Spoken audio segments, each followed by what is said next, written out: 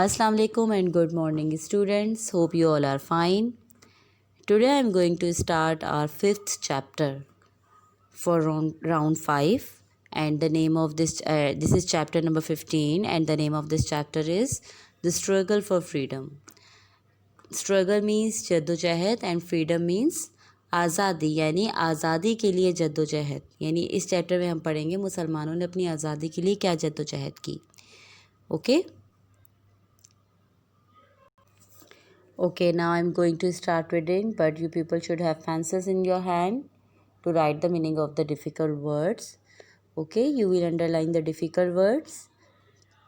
Okay, and you will write the meaning of that word. The struggle for freedom. When in 1858, the first war of independence ended with a complete victory for the British forces and their allies. Allies को underline करें, means इत्तेहादियों. The Muslim people were in despair. Underline the word despair. Despair means mayusi. Muslim soldiers had played an equally active part in the war, but because of so few real leaders or organizations, they had failed. Hundreds of Muslims were executed. Executed means phansi, and 10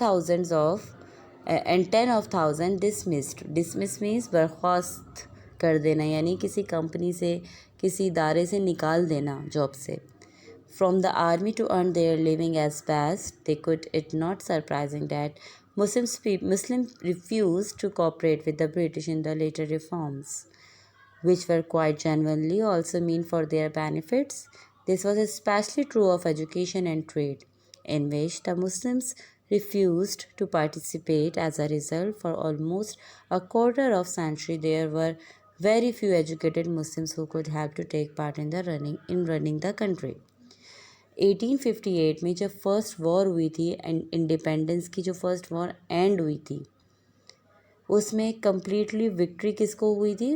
British forces को हुई थी and there allies, और उसके इत्तेहादियों को.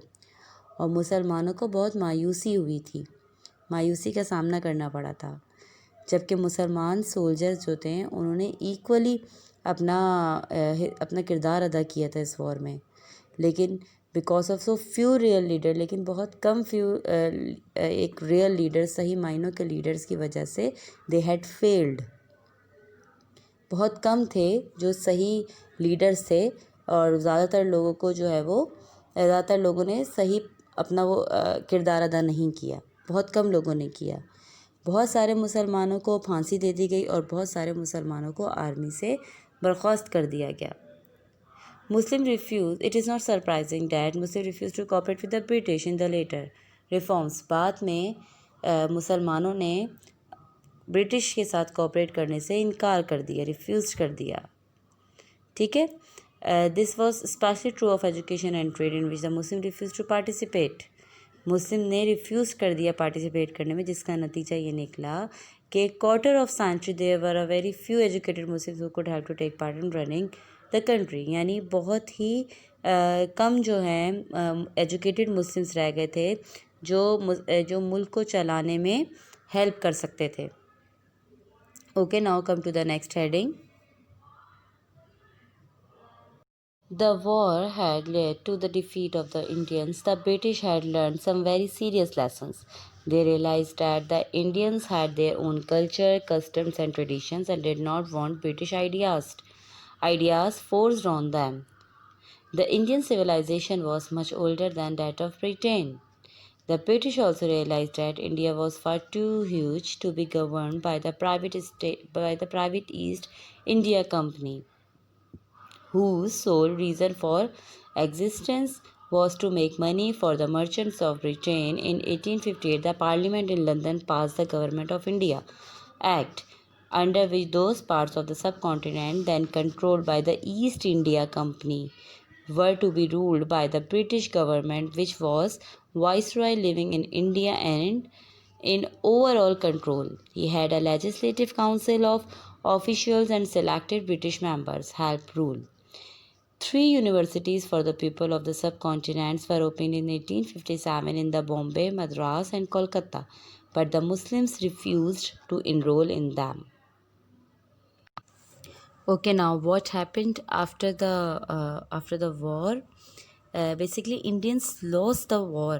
It was a great lesson for the British because after the war, British realized about their injustice behavior, how they treated the people of the subcontinent, how they criticized their culture, their customs, their traditions. East India was a trading company supported by the East India Company, जिसको control कौन कर रहा था? British कर रहा था. It was not working for the welfare of the people, it was just earning the money from the people just by implementing the tax. यानी east India company नाम से तो थी, लेकिन उसको कंट्रोल जो है वो ब्रिटिश गवर्नमेंट करती थी. ठीक है, ये कोई लोगों के लिए एक कोई वेलफेयर कंपनी नहीं थी, बल्कि ये मनी अर्न कर रही थी लोगों के टैक्सेस के ज़रिए. मीन्स जितने भी इंडियंस एरियाज़ जो थे वो सारे ब्रिटिश के कंट्रोल में आ गए थे. ठीक है, ब्रिटिश के कंट्रोल में होते थे वो सारे areas. Now I am going to start the third paragraph, that is the Indian Council Act in 1861. The first real step towards independence, even if a very small one, was the Indian Council Act in 1861. This allowed some Indians to sit on the Viceroy Legislative Council and also on councils set up to the deal with matters in the provinces. These Indian members were not elected but chosen by the British authorities. They were naturally princes, nobles, and other senior peoples. First, I will explain you what is the meaning of Viceroy's Legislative Council. ये Viceroy Legislative होता क्या है? Viceroy means someone who represents a king or a queen and rules for him or her in another country. Okay? And legislative means होता है those who write the laws. ठीक है, ये meaning होता है वाइसरॉय लेजिस्लेटिव के. ठीक है, अच्छा अब क्या हुआ? अच्छा, जो first real step toward independence, जो आज़ादी की तरफ जो पहला स्टेप उठाया गया, even if a very small one, was the Indian council act in 1861. 1861 में इंडियन काउंसिल में कुछ इंडियंस को वाइसरॉय लेजिस्लेटिव काउंसिल्स ने परमिशन दे दी कि वो गवर्नमेंट में बैठ सकता है और प्रोविंसेस के मैटर्स को सॉल्व कर सकता है. लेकिन वो इंडियन मेंबर्स जो थे वो इलेक्टेड नहीं हुए थे, यानी जैसे कोई इलेक्शन के ज़रिए या लोगों ने उनको इलेक्ट नहीं किया था, बल्कि उन्हें ब्रिटिश अथॉरिटीज़ के ज़रिए उनको लेकर आया गया था. ओके, नाउ इसमें जो सबसे बड़ा किरदार है वो सर सैयद अहमद ख़ान का है, जिन्होंने आज़ादी की तरफ जो हम जद्दोजहद कर रहे थे उसमें उनका ही बहुत बड़ा किरदार इसलिए क्योंकि उन्होंने बहुत बड़े बड़े कारनामे अंजाम दिए और बहुत बड़े बड़े काम किए. ठीक है, now I am going to start reading. Sir Syed Ahmed Khan 1817 यानी 1817 में वो पैदा हुए, 98 में 1898 में उनकी डेथ हुई थी. Sir Syed Ahmed Khan now appeared on the scene. He laid the foundations on which later politicians such as M.A. Jinnah were able to build the state of Pakistan.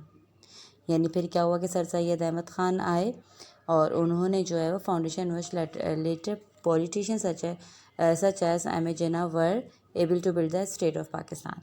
Sir Syed was a judge and came from a family with a long history of high office stretching back to Mughal times. He saw that if, after their defeat in the War of Independence, the Muslims turned their back on the Western world and its education, they would slip further and further behind and become just peasants. The Hindus, many of whom had accepted the British reforms, had gone further and further ahead. उन्होंने ये कहा कि अब जब हम लोगों आज़ादी की तरफ कदम उठाया है तो हम जो है, जैसे पहले पैराग्राफ में आप लोगों को बताया था कि जब हम लोग जो है वो एक मायूसी का सामना मुसलमानों को करना पड़ा तो उन्होंने आगे ब्रिटिश के साथ पार्टिसिपेट करना छोड़ दिया, रिफ्यूज़ कर दिया कि हम आपके साथ किसी किस्म का पार्टिसिपेशन या कुछ भी पार्टिसिपेट नहीं करेंगे. लेकिन सर सैयद अहमद ख़ान ने आकर लोगों को ये शऊर दिया कि ठीक है, हम उनके कामों में उनके साथ पार्टिसिपेट नहीं करेंगे, लेकिन हम उनके साथ यूँ मिलकर काम करके अपने मुल्क को आगे बढ़ा सकते हैं. हम उनके कामों में पार्टिसिपेट नहीं करेंगे, लेकिन हम अपने काम की खातिर तो उनके साथ मिल के अपने मुल्क को आगे रन कर सकते हैं. ठीक है। Sir Syed try to establish friendly relationship between the Muslim and the British. Sir Syed ने पूरी कोशिश की कि वो एक फ्रेंडली रिलेशनशिप बनाए रखे मुसलमानों और ब्रिटिश के दरमियान। He pointed out that science and technology must be accepted and use for the progress of Muslims and the greater glory of Allah. उन्होंने ये बात बोली कि साइंस और टेक्नोलॉजी जो है वो हमें एक्सेप्ट करना चाहिए मुसलमानों को, कि जो है वो साइंस और टेक्नोलॉजी की तरफ मुसलमानों को ज़्यादा से ज़्यादा जाना चाहिए, क्योंकि इसी के ज़रिए कोई भी मुल्क कामयाब हो सकता है। His great believe was in education and in 1875 he set up the Anglo oriental school इन अलीगढ़। वो एजुकेशन पे बहुत यकीन रखते थे और 1875 में उन्होंने एक स्कूल का सेटअप रखा जिसका नाम था एंग्लो ओरिएंटल स्कूल, जो अलीगढ़ में था। Later to become a college, जो बाद में कॉलेज बना, एंड देन अ यूनिवर्सिटी, और फिर एक यूनिवर्सिटी भी बनी। To give Muslims chance of higher education, यानी मुसलमानों को ये चांस देने के लिए कि वो अपनी एजुकेशन और ज़्यादा हासिल कर सकें। Although he had great respect for Hindus, he believed that the India was so huge and the Muslims and Hindus so far apart